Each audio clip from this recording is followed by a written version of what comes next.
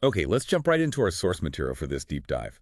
We're looking at recent updates from the Microsoft Azure blog.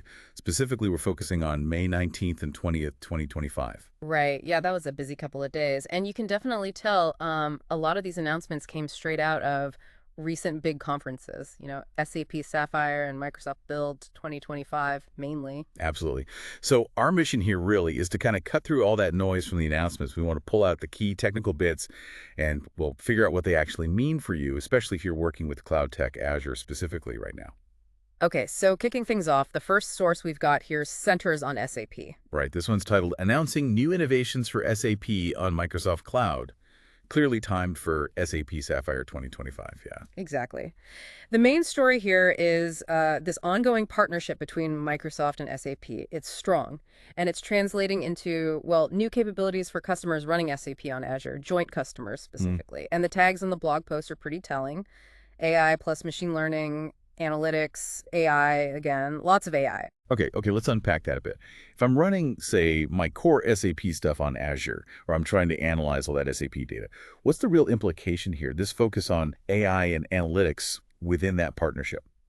Well, it signals a pretty significant push. They're looking to embed Azure's AI and analytics services like directly into the SAP on Azure experience.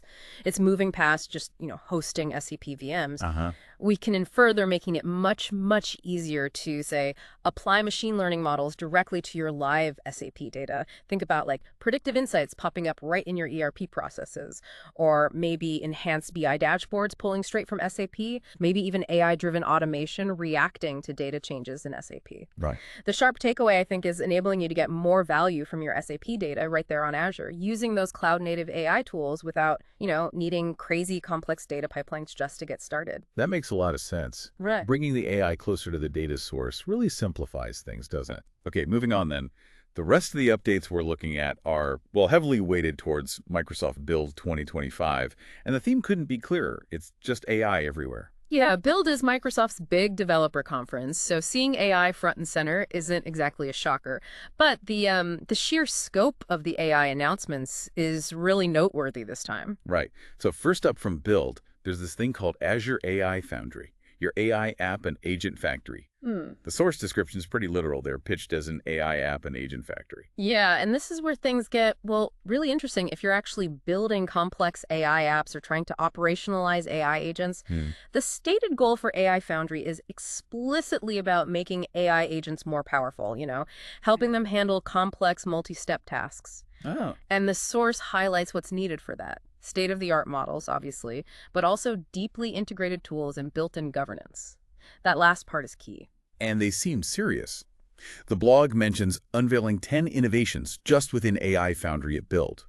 So, from a developer perspective, or maybe MLOs, what kind of tools and governance are we talking about? How does this actually simplify building and managing these sophisticated AI agents? Because that sounds hard. Well, think of it as the scaffolding and the guardrails you need for building intelligent assistants that do more than just simple Q&A. We can probably anticipate tools for like orchestrating complex agent workflows, maybe specific debugging tools for these autonomous or semi-autonomous agents, and crucially, features for managing the agent lifecycle, monitoring performance, behavior, making sure they operate within defined policies, ethical guidelines, all that stuff. Right, the governance piece. Exactly. Okay. That built-in governance is critical. It's Mhm. about moving AI agent ideas from, cool science projects to actual production-ready, manageable applications that enterprises can rely on. Yeah, that sounds like a necessary step if these agents are going to be used more broadly in business. Yeah. Okay, speaking of production, the next announcement ties into that. Powering the next AI frontier with Microsoft Fabric and the Azure data portfolio. This one feels like it's focused on the data layer underneath all the AI stuff. Precisely. And they have a very ambitious goal stated right in the source. Empower every developer on the planet to do more with data. Wow, okay. And it's not just about Fabric, mind you. It covers the latest announcements across both Microsoft Fabric and the entire Azure data portfolio. So Synapse, data lake storage, all of it. Okay, so how do these updates specifically link data management and analytics, Yep. directly to the AI development workflow? What changes might developers actually see when they're trying to use their data to build AI models or agents? The focus is clearly on streamlining that whole data to AI journey for the developer. So it suggests tighter integration points, data stored and processed in Fabric or other Azure data services. Wow. It should be seamlessly accessible for training models, fine-tuning LLMs, or powering those agentic workflows we just talked about. Uh-huh. Think about like simplified access to data for prompt engineering, maybe, Mm. or better data prep tools available right inside the AI development environment itself. It's really about collapsing the steps between having the data and using it effectively for AI, cutting down the friction developers often face just getting their data ready. Got it. Making data easier to access and use, right, where you're building the AI. Makes sense.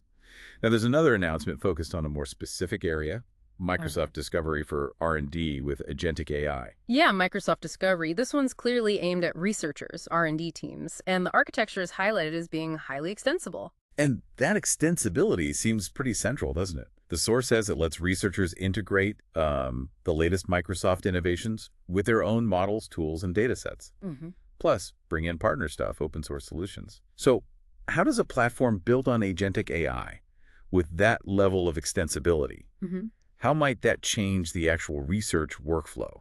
Well, it could be a fundamental shift, honestly. An extensible agentic platform means researchers aren't like locked into using just one set of tools or models. They can bring their specialized knowledge, their unique data, their own algorithms, and integrate them with powerful AI agents from Microsoft or others. Right. And the agentic part implies these agents could automate big chunks of the research process itself. Like, imagine an agent sifting through mountains of scientific papers Wow. or analyzing complex experimental data, maybe even generating initial hypotheses or designing simulations. It frees up the researcher to focus on the creative stuff, the interpretation, the high-level thinking. It's really about augmenting the researcher's capabilities, not just giving them fancier software. That really could speed up discovery timelines quite dramatically. Okay, finally, we have agentic DevOps, evolving software development with GitHub Copilot and Microsoft Azure. This brings that whole agentic concept right into the core software development lifecycle. Yeah, this is explicitly positioned as the next evolution in how software gets built and deployed. The source highlights that AI agents, integrated through tools like GitHub Copilot and Azure, are meant to help developers, quote, accelerate delivery and stay focused on high-impact work. And critically, I noted the source emphasizes that the developer remains in control of the process. That seems important. So what does agentic actually mean in this DevOps context? Is it just smarter autocomplete, or is it more? And what's the tangible impact for developers and DevOps teams using these tools day to day? Agentic here implies AI that understands the broader context of your project, your code, your issues, your infrastructure, the whole picture. Yeah. And it can perform multi-step tasks somewhat autonomously, but, and this is the key part, under your guidance and supervision. Ah, okay, guided autonomy. Exactly. It's not just suggesting the next line of code anymore. It might suggest adding unit tests for that function you just wrote. Or maybe write the boilerplate for a new microservice based on a simple prompt you give it. Or even help diagnose a failed deployment by analyzing logs and suggesting fixes. Right. The impact they're aiming for is a big reduction in those repetitive, low-value tasks, freeing up developers to spend more time on design, architecture, solving the really tough problems, basically increasing their leverage. So if we look across all these announcements, starting with SAP Sapphire, then that whole cluster from Microsoft Build, the trend is just, well, unmistakable. Absolutely. AI, and increasingly this agentic AI, it's being woven into the very fabric of, well, everything Microsoft and its partners are doing on Azure, from business apps like SAP to the core AI development platforms like Foundry, right down to the data plane with Fabric, into specialized fields like R&D with Discovery, and even into the daily grind of software development itself with agentic DevOps. Yeah, these conferences were clearly a major launchpad for them to really articulate and start delivering on that vision. So, given this rapid evolution, this push towards agentic capabilities across so many different technical areas, what aspects really stand out most to you as you're processing all this?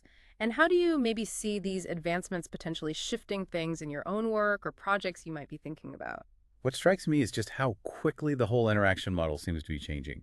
It feels like it's moving from just using AI as a sort of standalone tool or an API you call, to AI becoming more like a collaborative partner, integrated right into the tools you already use, capable of doing complex things based on your direction.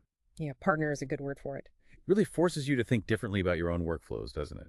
Like, what tasks could an agent reliably help with? And maybe more importantly, how do you maintain that oversight and control when parts of your work are being handled, well, semi-autonomously. Precisely. It's that shift from just using AI to actually collaborating with AI. It's a different mindset. Yeah. Okay, so we've covered quite a bit. The SAP innovations on Microsoft Cloud, and then that significant suite of AI and agentic AI announcements from Microsoft Build hitting core AI development with AI Foundry, connecting data and AI with Fabric and the Azure data portfolio, transforming R&D with Microsoft Discovery, and evolving the software development lifecycle itself with agentic DevOps. Yeah, it's pretty clear that agentic isn't just some buzzword they're throwing around. It seems to be becoming a fundamental approach for how they're designing interactions with tech and data now. So thinking about this rapid evolution, this integration of agentic AI across so many technical domains, here's something to really chew on. What are the critical skills or maybe perspectives that you need to be developing right now, to effectively leverage or manage or maybe even build with these emerging capabilities in the next year or so? It feels like it goes beyond just knowing the specific APIs. It's more about understanding how these intelligent agents fit into the bigger picture and how they might fundamentally change the systems and processes they touch. Absolutely. It's about understanding the implications. Definitely something worth contemplating as this whole landscape keeps moving so fast.